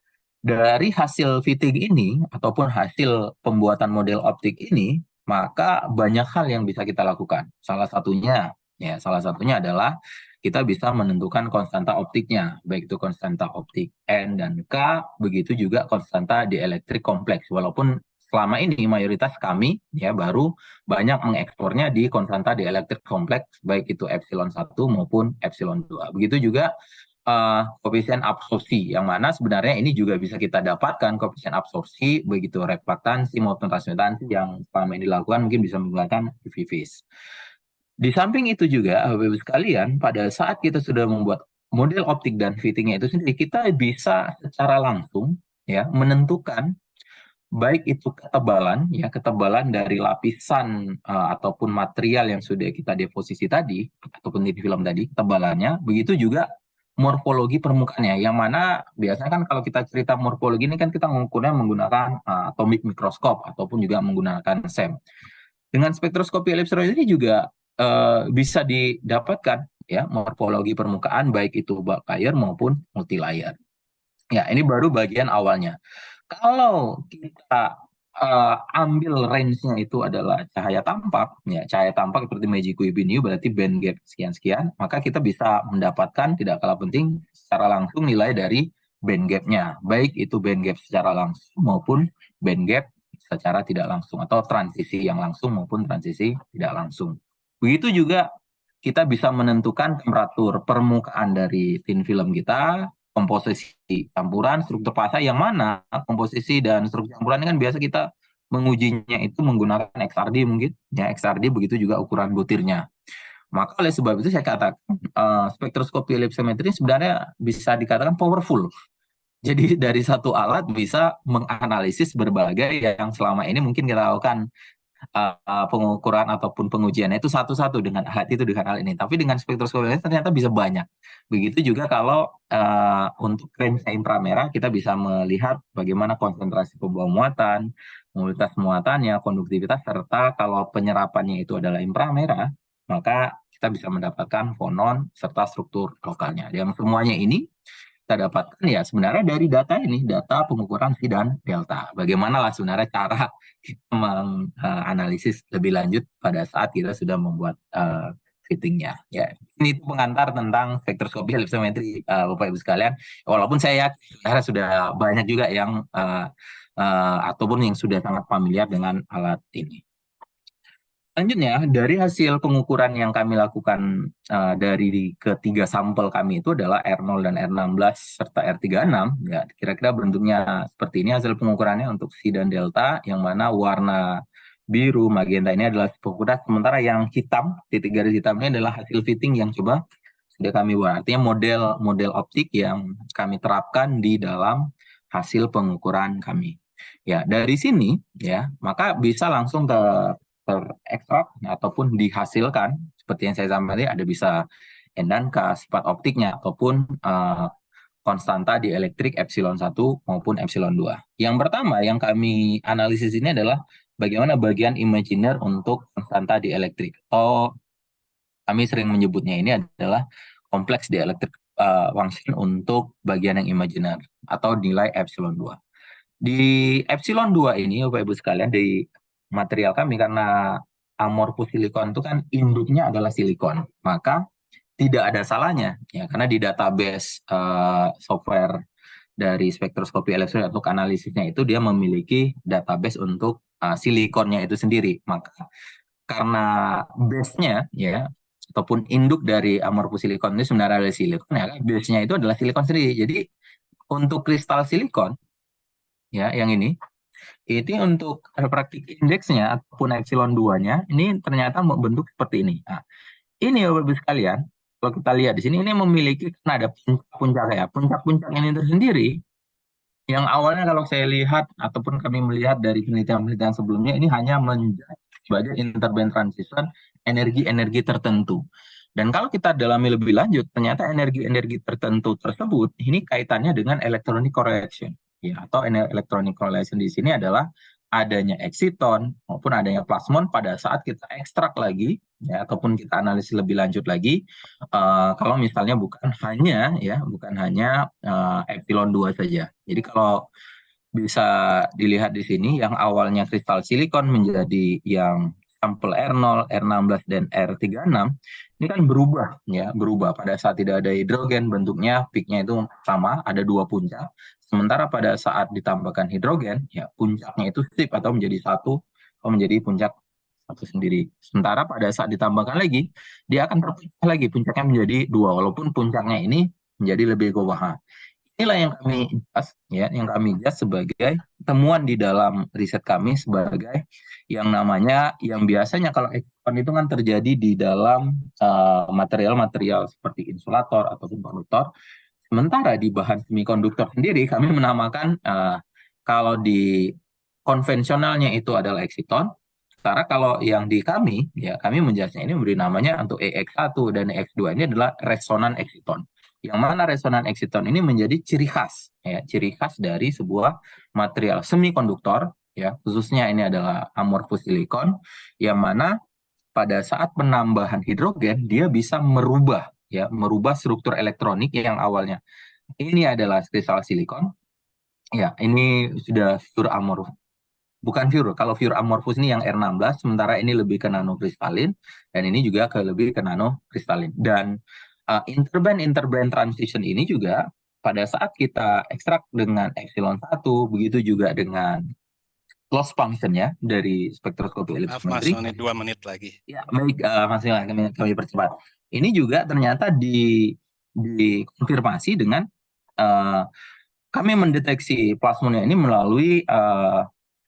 melalui dari loss function dari hasil spektroskopi ellipsometri. Di sini tidak terbentuk, ya, artinya dari puncak-puncak. Dan hasil ini semuanya, ya, artinya puncak-puncak ini semuanya, ini juga kami konfirmasi dari beberapa, karena kebetulan profesor saya itu juga berkaitan dengan fisika teori. Pada saat kami lakukan second derivative memang ini terbukti memang interband transition di puncak-puncak ini memang terjadi pada energi-energi tertentu seperti yang sudah kami lakukan pada saat menghitung bagaimana second derivative dari hasil pengukuran yang sudah kami lakukan, baik itu epsilon 2, epsilon 1 maupun loss function untuk menjudge tentang adanya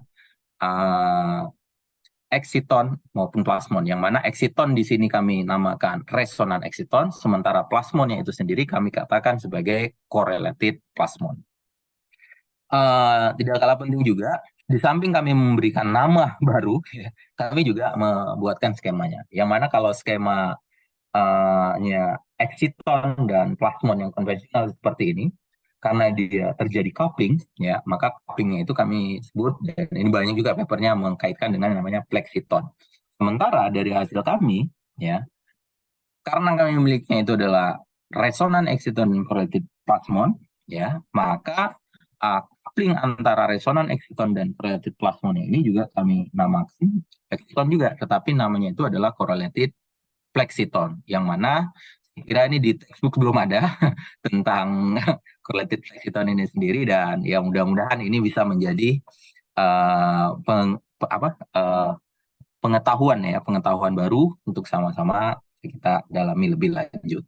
Dan ini adalah hasil pengujian yang lain, saya kira nih higher time-nya, dan ini membuktikan tentang bagaimana strukturnya itu memang benar. Ada yang nanokristalin, pure, ya. Kalau ini adalah pure amorphous, ini mulai ke nanokristalin, begitu juga untuk yang R36 ini untuk yang nanokristalin. Berikutnya, ya, secara singkat sebenarnya dari pekerjaan yang kami lakukan di sini dengan mengukur kompleks dielectric function, loss function maupun refleksi secara bersama dengan pengenceraan hidrogennya, kami menentukan struktur elektronik berupa resonan eksiton dan correlated plasmon pada tingkat Fermi. Yang mana resonan eksiton dan correlated plasmonnya ini jadi coupling, ya. Couplingnya tadi dibuktikan dengan adanya dua peak di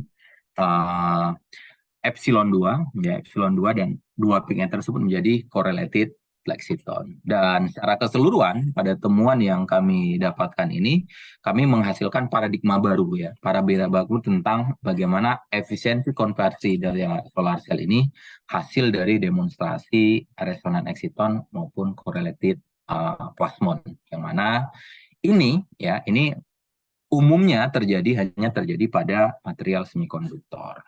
Dan terima kasih untuk lebih lanjut ya, dari apa yang saya jelaskan tadi atau dari apa yang saya paparkan tadi sebenarnya sudah kami publikasikan walaupun baru nih di tahun 2022 kemarin di Scientific Report dengan judul demikian ya, dengan penulis yang demikian. Oke, demikian mungkin yang dapat saya sampaikan Bapak Ibu sekalian, dan saya kembalikan kepada Mas Wilman. Terima kasih. Terima kasih Mas Sony atas sharingnya, menarik sekali. Saya buka sesi tanya jawab, kita masih ada banyak waktu. Silakan bagi yang ingin bertanya bisa raise hand atau type di chat box-nya ya.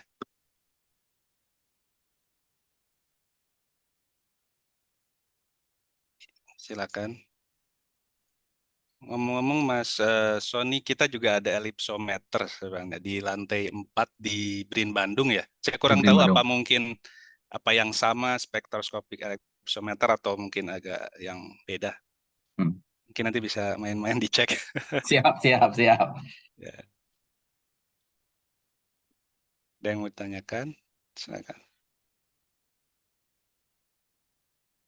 Dari saya dulu mungkin ya. Oh, siap. Jadi tadi itu kan amorphous silicon ya, problemnya tadi ada beberapa ya. Ada efisiensinya yang rendah, terus intensitas dia cenderung turun, efisiensinya setelah intensitasnya tinggi. Nah, penurunnya itu Mas, apakah eksponen menjadi misalkan 0 gitu, sama sekali tidak bekerja, atau apa dia akan saturasi? Karena yang saya tahu juga amorphous silicon kan banyak digunakan di low power elektronik ya. Kayak yang jam, kalkulator. Betul. Itu seperti apa ya? Ya, baik. Terima kasih Mas Wilman. Maksudnya penurunan itu bukan langsung penurunan lambat laun akan 0 juga, enggak. Jadi dia ada titik jenuhnya, saya kira, pada saat pemanasan ataupun intensitas yang terlalu tinggi. Makanya pada saat dia diaplikasikan ke low power seperti ke kalkulator yang selama ini mungkin kita tahu ya, kalkulator atau jam tangan itu, biasanya kan itu memang tidak untuk penyinaran untuk intensitas yang tinggi. Jadi untuk sumber energi listrik seperti yang monokristalin ataupun yang polikristalin itu sendiri, yang itu sebagai sumber energi. Makanya lebih banyak pemanfaatannya, jadi amorphous silicon itu arahnya ke hal demikian. Karena faktor itu tadi, Mas Wilman. Tapi yang pasti dia penurunannya itu tidak langsung ke 0. Kalau ke 0 itu ya berarti sudah tidak berfungsi lagi. Dan dia penurunannya itu juga tidak langsung stuck turun juga. Artinya lambat laun pada pemanasan-pemanasan. Dan ini biasanya yang kami cek itu karena strukturnya itu sendiri, Mas Wilman. Jadi struktur pada saat memang strukturnya itu adalah pure amorph ya. Karena kan pure amorph itu seperti yang tadi sudah saya tampilkan tentang bagaimana struktur atomnya itu kan acak ya.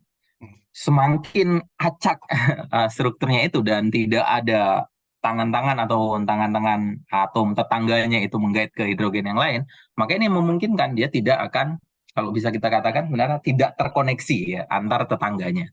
Ya, karena tidak terkoneksi antar tetangganya inilah begitu penyinaran yang ataupun intensitas yang lebih tinggi lagi, ini memungkinkan untuk ikatannya ini akan terlepas. Ya, terlepasnya itulah sehingga dia tidak akan terhubung dengan satu yang lain.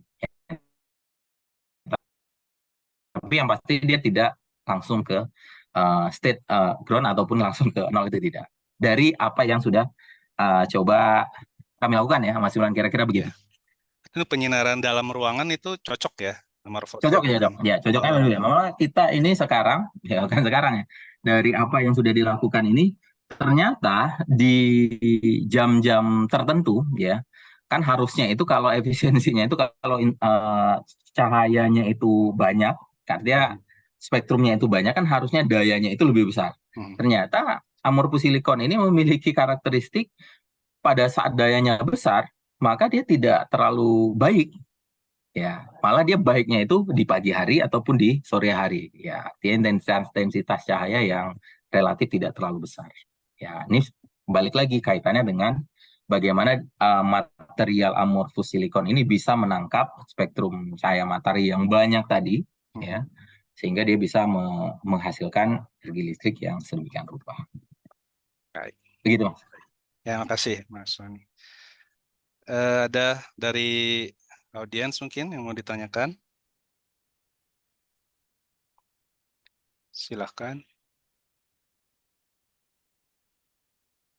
Proses fabrikasinya apa harus di clean room atau bagaimana ya? Kalau amorphous ini.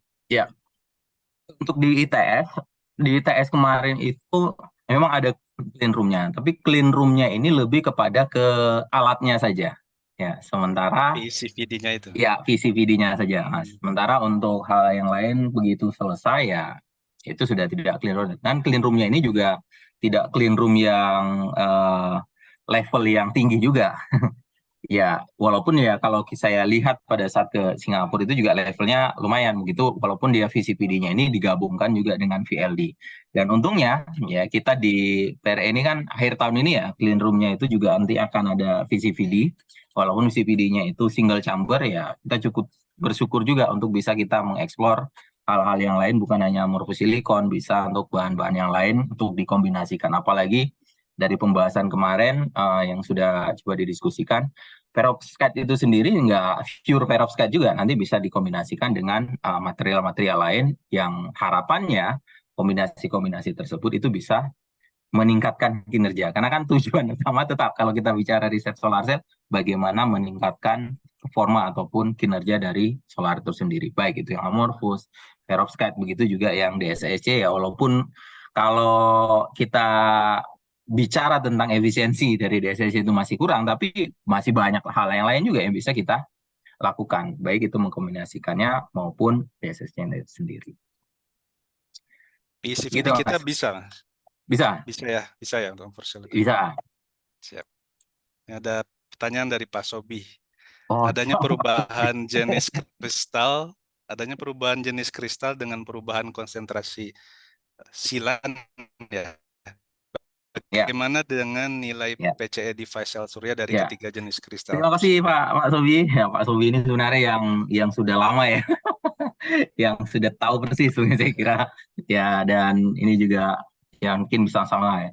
Untuk PCE-nya sendiri, memang kalau dari hasil yang sudah coba kita analisis ya, untuk ketiga jenis kristal tersebut memang tidak terlalu signifikan dibandingkan material-material kalau misalnya berbeda-beda.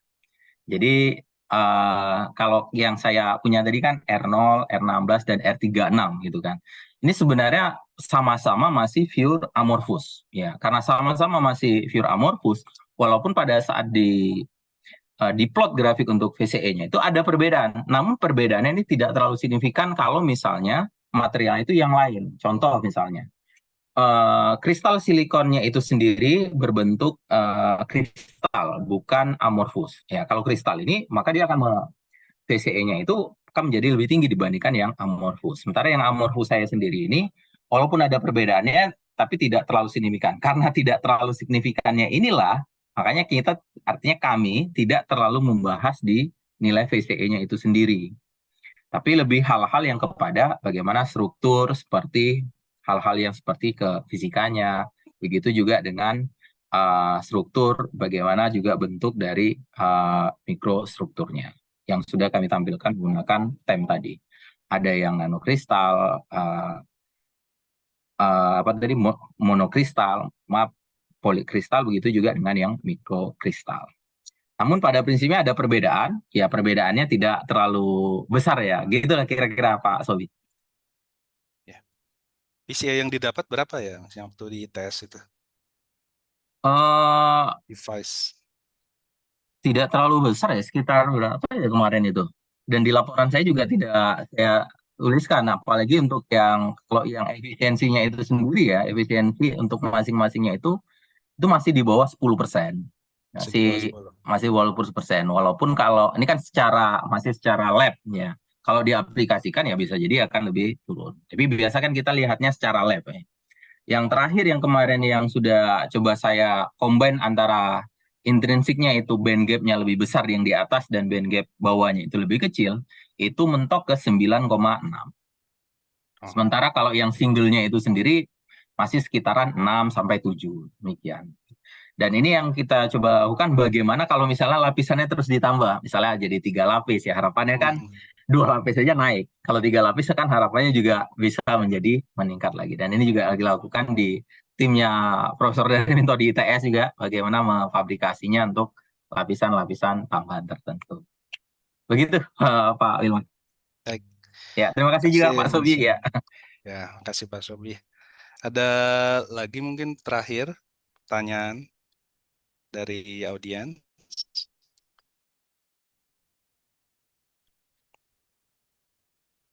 Ya, pertanyaan terakhir barangkali apabila ada. Ya, kalau tidak ada, Ya, terima kasih sama-sama banyak sekali Mas lagi Wilman Mas dan Sobi Bapak Ibu atas sekalian, terima kasih atas sharingnya. kesempatan yang sudah diberikan untuk saling belajar saya kira. Ya, mudah-mudahan bermanfaat bagi saya dan bagi semuanya. Terima kasih. Ya, amin. Ya, mungkin sebelum saya berikan ke MC ya untuk penutupan, mungkin saya izinkan saya mungkin kesimpulan atau beberapa poin-poin penting mungkin ya. Pertama dari Mas Adi. Mas Adi berbicara bahwa di Barat sekarang investasinya cenderung tidak ke fossil fuel tapi ke renewable, dan bahkan uang yang ada di fossil fuel itu ditarik ke renewable. Kemudian beliau juga membahas teknologi readiness level ya, yang membahas demonstrasikan sejauh mana kesiapan dari teknologi. Nah, ini jadi parameter kolaborasi dengan industri. Kemudian institusi beliau IIT ini TRL-nya sekitar 2, 3, dan 4. Nah, kemudian karakteristik industri adalah mereka tidak punya financial resource untuk R&D, maka disinilah IIT menjadi fungsi partner kolaborasi. Mungkin ini juga bisa jadi pelajaran bagi kita ya di BRIN. Kemudian juga Mas Sony, izin juga sedikit mungkin poin penting. Jadi beliau mengerjakan sel surya jenis amorphous silicon dan ada beberapa problem, misalkan efisiensi masih sekitar 4% dan juga penurunan efisiensi akibat penyinaran intensitas tinggi. Namun dengan proses hidrogenasi yang Mas Sony lakukan, bisa dilakukan manipulasi optik, struktur, dan juga ya dari amorf ke nanokristalin ke mikrokristalin. Kemudian beliau juga membahas banyak tentang spektroskopi ellipsometer ya, yang alat karakteristik powerful. Di amorphous silicon kita bisa tahu ketebalan, pita energi, struktur fasa, dan ya banyak hal lainnya. Yaitu mungkin dari saya, Bu Dewi, Ibu MC, mungkin saya kembalikan ke MC. Ya, terima kasih moderator kita Pak Wilman. Terima kasih sudah memandu pemaparan narasumber. Saya ucapkan terima kasih juga kepada narasumber kita Bapak Sony dan Pak Rahmat. Dengan berakhirnya sesi diskusi tadi, maka selesai sudah acara webinar kita kali ini. Kami mengucapkan banyak terima kasih atas partisipasi serta kontribusi para narasumber serta pihak yang telah membantu terlaksananya webinar ini. Semoga apa yang telah kita dengarkan tadi menambah wawasan dan manfaat untuk kita semua.